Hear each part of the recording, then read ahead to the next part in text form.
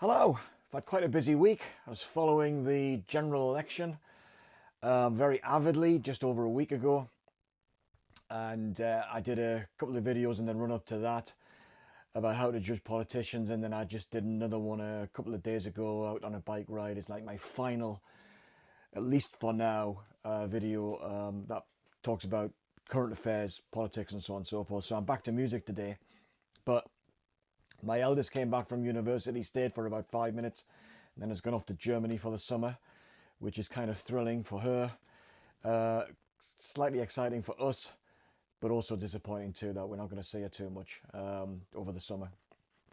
My other daughter went off on a rite of passage holiday with her friends after her final exams in school, and came back with a heavy cold, and has been doing nothing for the last week. And of course, then in amongst the bike rides, in between all of this nonsense, I had a walk down in the Chiltern Hills just north of London a couple of days ago as well. But today I'm just touching base and following up on the video I did a couple of weeks ago now about 10 terrible tracks or 10 terrible songs. It's like artists and bands that I really like, but they've created a few abominations along the way. So I'm just going to pick out the second 5 abominations of terrible tracks. So the first one is from a band who came to prominence in the early 1970s, became giants of their genre, but then was swept for a period of time, swept away by the punk revolution. And the management and the record company said to them, you got to cut back on those 20-minute tracks. Can we have like 3-minute tracks? And so they got their heads together and produced this album, which is Tomato, which is I think it's a Hypnosis cover, but it's one of the worst covers of ever. It's just absolutely terrible. Tomato, absolutely terrible. Anyway, the track I want to talk about is the very, very worthy Don't Kill the Whale, which was a single from this album. I think it preceded the album's release. I've got that single somewhere. I just had a quick look for it, couldn't lay my hands on it. But the track Don't Kill the Whale, very worthy. You can't argue with the sentiment, but it sounds so twee these days. I just can't listen to that song and take it seriously anymore.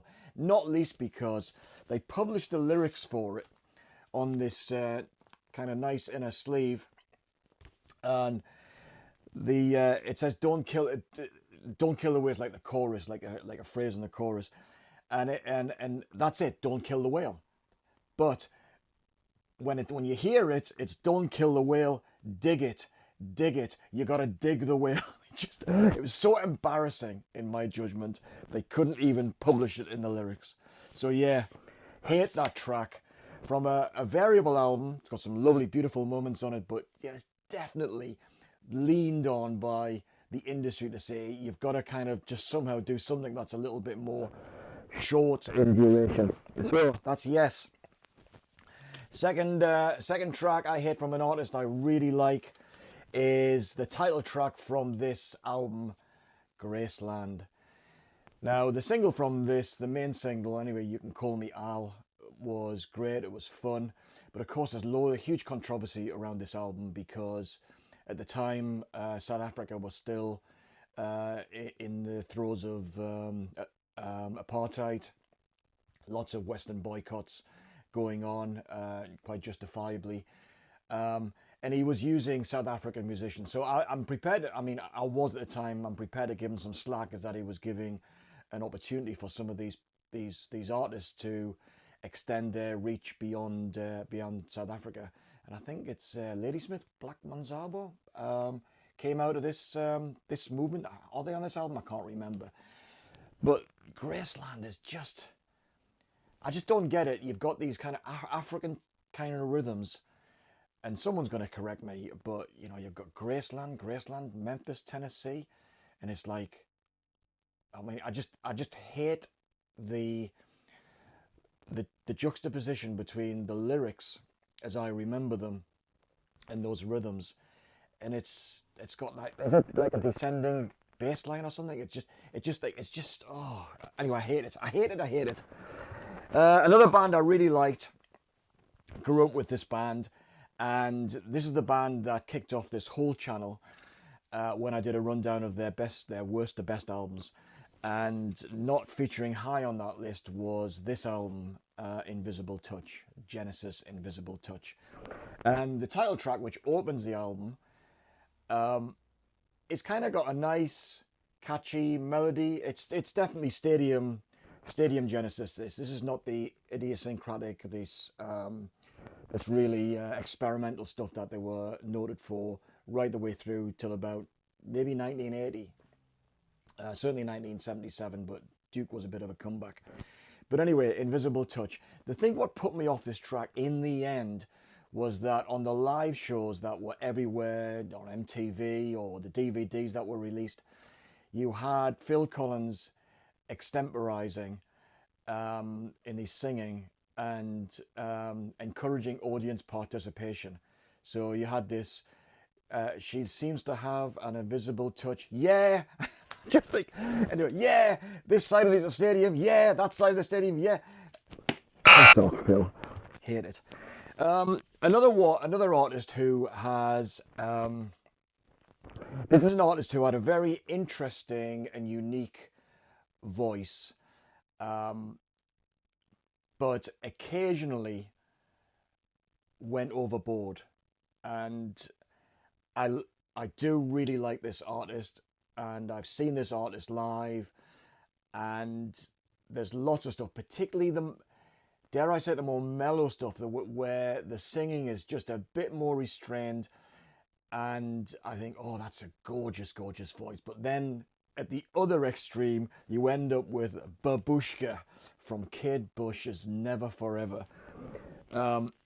This album is considered to be one of her best, next to The Dreaming, I think.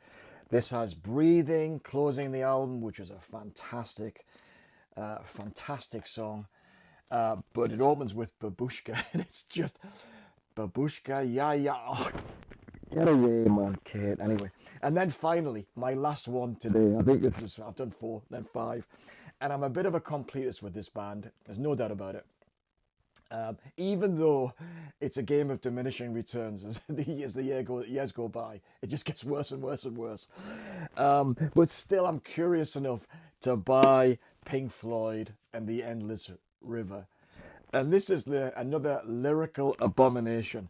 It's, there's just loads of noodling, lots of Rick Wright's keyboards, and mostly instrumental experimentation. It cobbled together from tapes that were around, I think, during the Division Bell recording.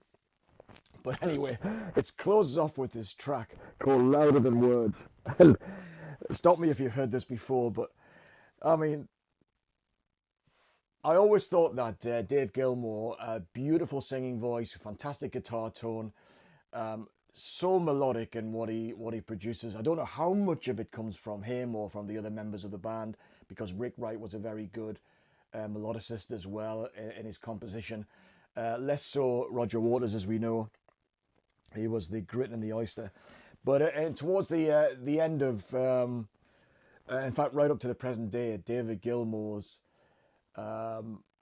solo albums, the lyrics are written by his wife, Polly Sampson. And I've got nothing against her. Nothing wrong with the collaboration in that regard.